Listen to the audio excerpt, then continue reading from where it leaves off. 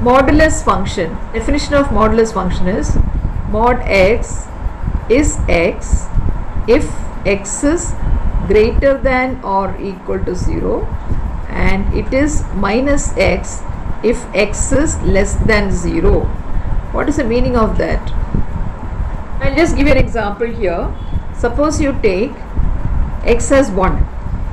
X as 1. Take x as 1. So what is the definition? What the definition says, modulus, if x is greater than 0, it is x itself. So modulus of 1 is 1 itself. What is modulus of 2?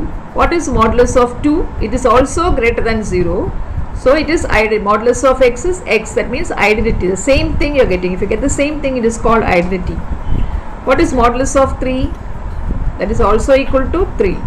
Now you take a number to left of 0. Take modulus of minus 1. What is the definition says? If it is less than 0, you will write minus of that number. Okay, if it is less than 0, it is minus x, the negative function. So minus of minus x. This minus is from here, and this minus x is from this. So minus of minus 1, that gives you plus 1. So you have already learned modulus of minus 1 is plus 1. So use the definition now. So what is modulus of minus 2? Minus of minus 2. That will give you plus. Modulus of minus 3 will also give you plus 3.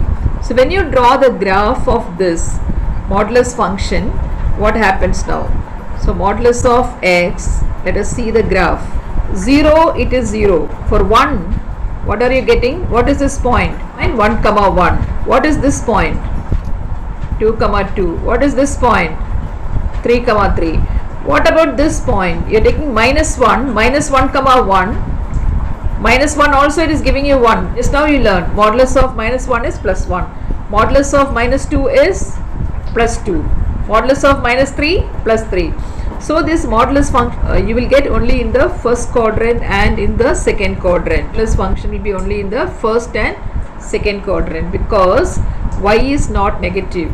The modulus will never give negative answer. So that is the graph of the modulus function. Next one is the signum function. The signum function is defined as f of x is equal to modulus of x by x when x is not equal to 0 and it is given as 0 when x is 0. So now let us give values. Give some positive values. Put x is equal to 1, x is equal to 2, x is equal to 3. What do you get? Just substitute here. X is equal to 1 if you give, what will be the function f of x, or you take it as y? 1 by 1 is 1. You put x is 2.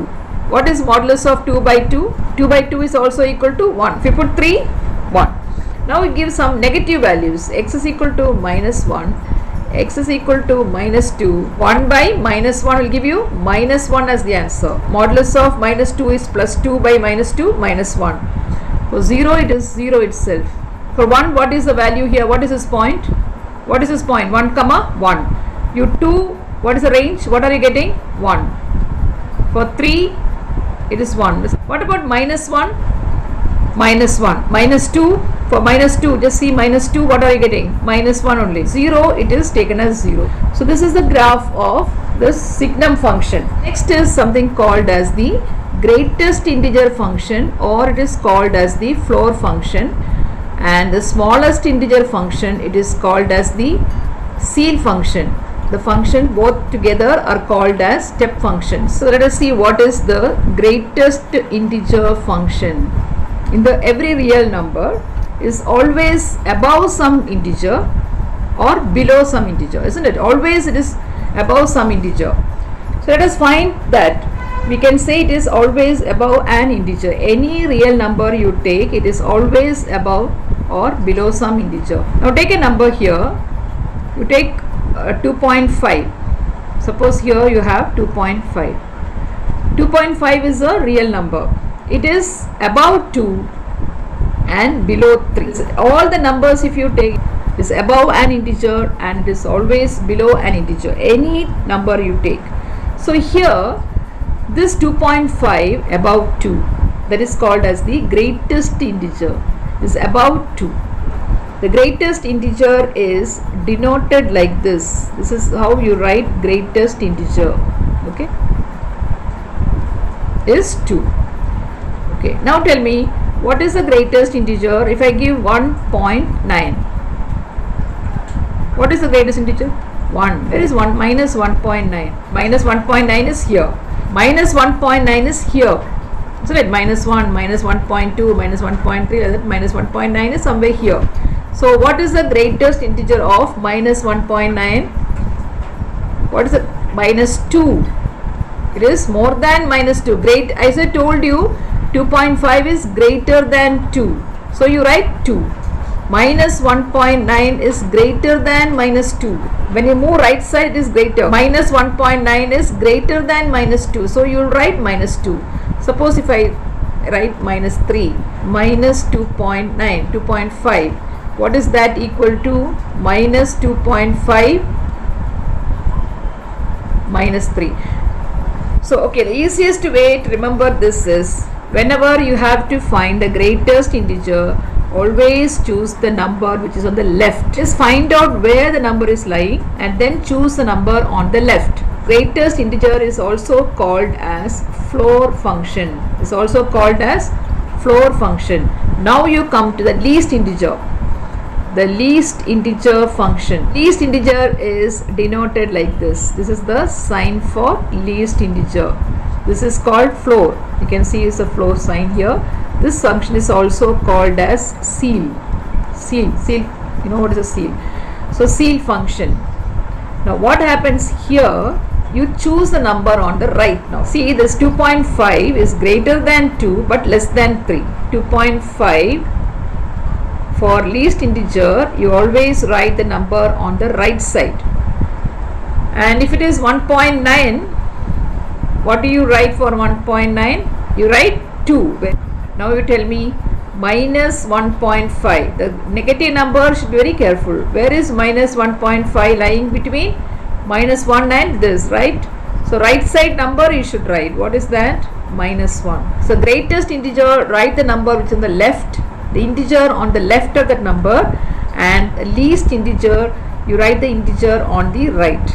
Now let us see the graph. It looks like steps. This is also called as both together, that is the greatest integer and least integer together are called as step functions. Step function means both. Either you can call this greatest integer or least integer, both are called as step functions. So it looks like a step, that is why it is called as a step function. 1.4, what is 1.4 greatest integer? You take the number on the left, you can see it is 1. Can you see? 1.4 goes to 1. 1.9 goes to 1. This also goes to 1, but 2 goes to 2. 2 is an integer. When it is an integer, you write the same integer. If it is an integer, you write the same thing. You don't look left or right. It's an integer. Now 2.1, what do you write? Greatest integer of 2. Under 2.9, it is going to 2. See? 3, it goes to 3. See, for 3 is an integer, it goes to 3. 3.1, it is 3. 3.2, as I told you, see the number on the left. So 3.9, you take 3. See, it goes to 3. Now similarly come here. Minus 1.2. Where is it going? The number on the left. See, it is going to minus 2. Can you see that? Minus 1.2, minus 1.3. All these numbers are going to minus 2. See, minus 4.5. Just see where it is going. The number on the left. See, minus 4.5 going to minus 5.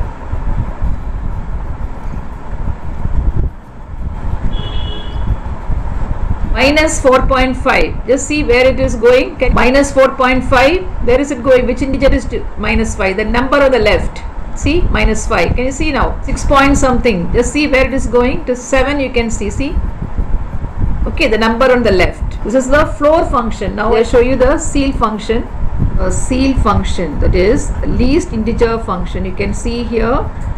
See, 1 to 2. 1.1. goes to on the right side, 1.1, it goes to 2, the integer on the right. 1.1 it is less than 2, so 1.1 goes to 2. This is least integer. 1.2 goes to 2. 2.1 goes to 3. Just to see the integer on the right. So 2.1 goes to 3. 2.2 goes to 3 because it's the least integer function. 4.5 goes to 5. 3.9 goes to 4.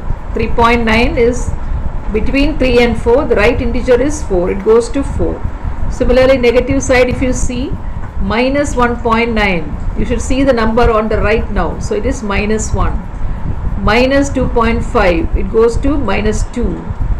Minus 2.9 goes to minus 2. So it is called as the least integer function, or it is also called as the ceil function. This is called as the least integer, and it is also called as the ceil function because we are seeing the upper limit. See, if it is 0.9, you see 2. See, 1.9 goes to 2. It goes to the next number. 2.3, it goes to 3. Ceil. So let's see both together now. See, this is the greatest integer, and this is the least integer function. So it is all both together called as the step functions. Thank you.